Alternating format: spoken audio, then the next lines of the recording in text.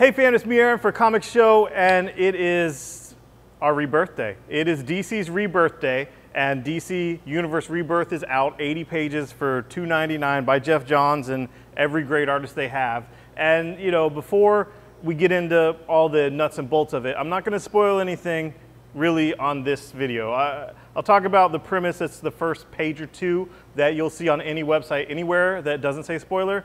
But let me tell you how much I love this book. I squeed throughout. This is what I want. Geoff Johns' voice is my voice. What he's saying is what I've been saying the whole freaking time, Geoff Johns. The legacy being gone, the relationships being gone, characters that are connected, gone. This is ridiculous. And that's DC. I mean, when New 52 happened, the year before that, it was the 75th anniversary of DC. There's actually a book called DCU Legacy that came out, a miniseries.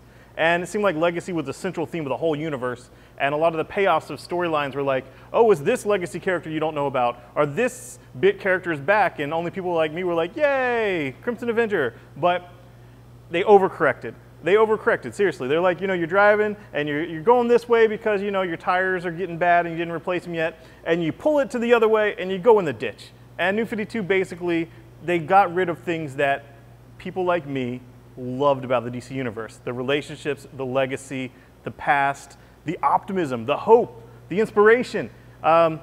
Tonight, this is Tuesday that I'm recording it. Tonight we're having a DC Rebirthday party where we're going to have a trivia, DC trivia from 10:30 to 11:30. And the winner of the trivia will get this statue, the Superman statue by Shane Davis version of Superman. You will get that free. Everyone that comes while supplies last will get this litho, and everyone that plays trivia, and supplies will last because I have enough for everyone that can fit in this freaking room, will get the DC Universe Rebirth midnight release cover variant for free if they play trivia for the whole hour. And after that, we'll have Rebirthday cake, and then we'll finally be able to sell everything. Everything that comes out this week on Wednesday we'll be selling at midnight. So yay, awesome. That's what it is. Let me get into this. DC Rebirth. The first page says, this takes place after Justice League 50 and Superman 52, so read those first. And it has this clock stuff, like who watches the DC Universe clock. Justice League 50 is the end of Darkseid War. You find out everything. You find out who this baby is that's coming out of that relationship between Owlman, Ultraman, and Superwoman. All this stuff is just widescreen craziness. Geoff Johns ended this very strong. It's awesome. And the final days of Superman, this has been said over and over again. This is the New 52 Superman gone. Like, is he dead? Is he missing in action? Is what the hell's going on? I don't know. I'm not spoiling it. I do know some things. I know a lot of things. I'm not spoiling it. I'm just saying this is a significant issue. Significant things happen that set up the New 52. I mean, the DC Universe Rebirth that undoes things from the New 52. And this whole book undid the New 52. People are saying, oh, it's another reboot. It's not another reboot. How long to the next reboot? This is not another reboot. This is an unboot. This is a deboot. This is the boot coming off, okay? This is Wally West, Kid Flash from the very first page, from the very beginning.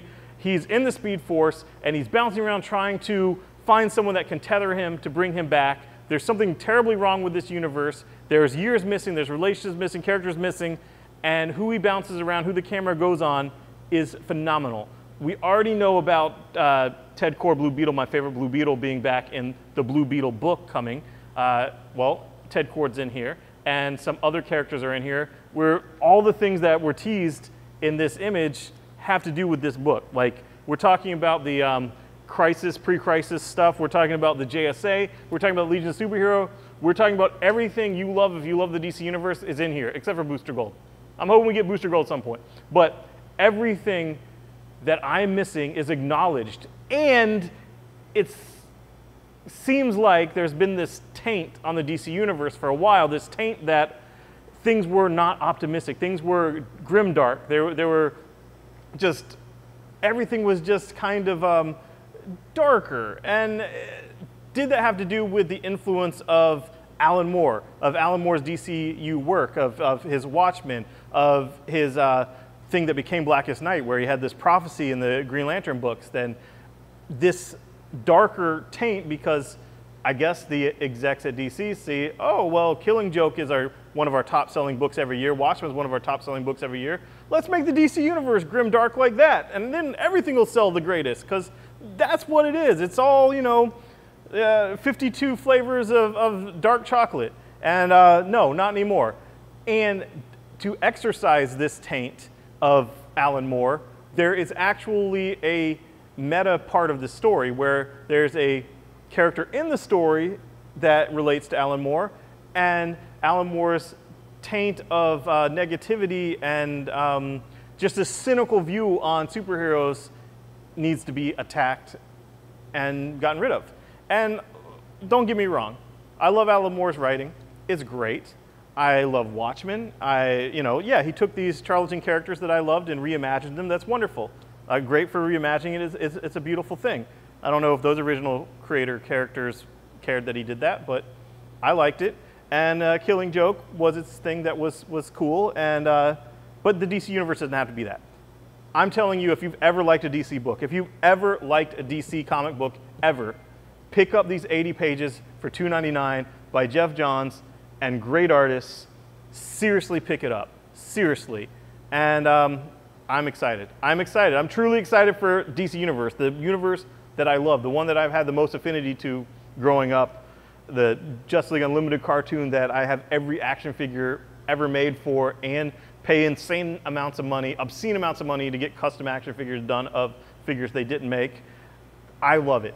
I seriously love it. It's safe to get back to the DC Universe again. Wally's here. Embrace him in a hug. Moving on. Scooby Apocalypse. This is the team that did Justice League International. They were doing the Justice League 3001 book. It's Giffen and DeMatteis.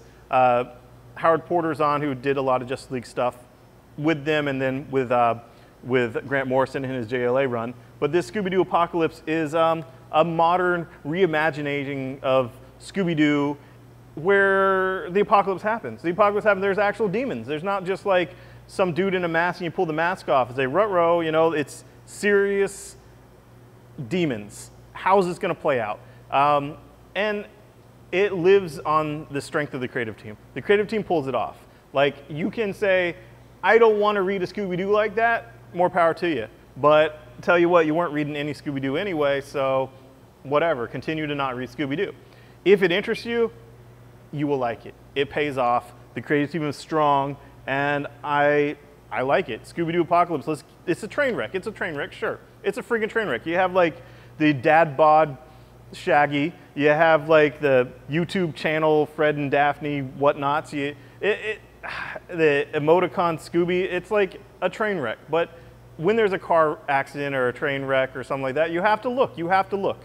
And I looked and I liked. And we also have this coloring book cover. We're going to have coloring in here. Wednesday night, Coppertail, because Scooby-Doo's tail is copper. Coppertail Brewery is taking over our taps. We're going to have 7 Coppertail beers, including rare limited releases like a Galactic Love Machine to, I guess, mimic the Mystery Machine. And we're going to have beer sampling for you guys that are over 21. Try the book, coloring book pages. Watch the best and worst of Scooby-Doo on the TVs. And enjoy this stuff. And yeah, Marvel did Steve Rogers Captain America #1.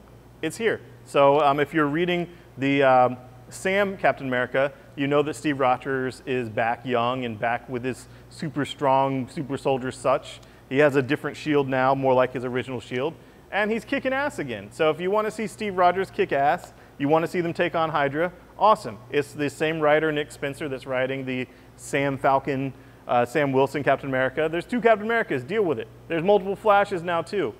It's legacy, who cares? Enjoy it all, enjoy what you like. And Spider-Man Deadpool 5 is out, and there's new printings of all the earlier issues. So I will have every issue ready for you to buy if you've heard this book is hilarious and want to get into it, but it's been sold out. And Star Wars, again, is out. I always say when it's out because it's a big book. People care. I care. I love Star Wars. Steven Universe and the Crystal Gems, I'm loving the new episodes. This is awesome. These are words to live by. This is truly inspirational. I love that he has that gem in his belly button, like, cool, good times. And this is not just little snippets or vignettes. This is a 4-part story. We have the other 2 parts. If you like Steven Universe, get into it. Fear and Loathing Las Vegas. It's a book by IDW.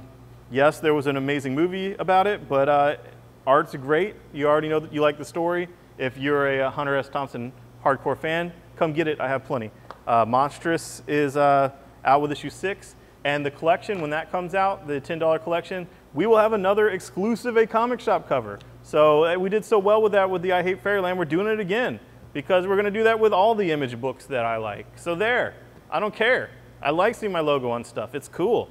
And moving on, Image Plus #2 is out. You get to read about Image books that are coming far in the future and get your 4 pages of the origin of Negan and Lucille. So why not?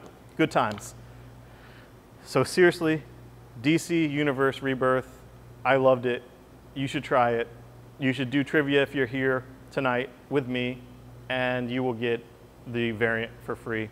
And I'm seriously excited. I will probably do another video just on DC Universe Rebirth, full of spoilers and commentary, and ongoing commentary on every panel and why I like everything about it. And I will see you there, you know. Thunderbolt, see you. Bye-bye.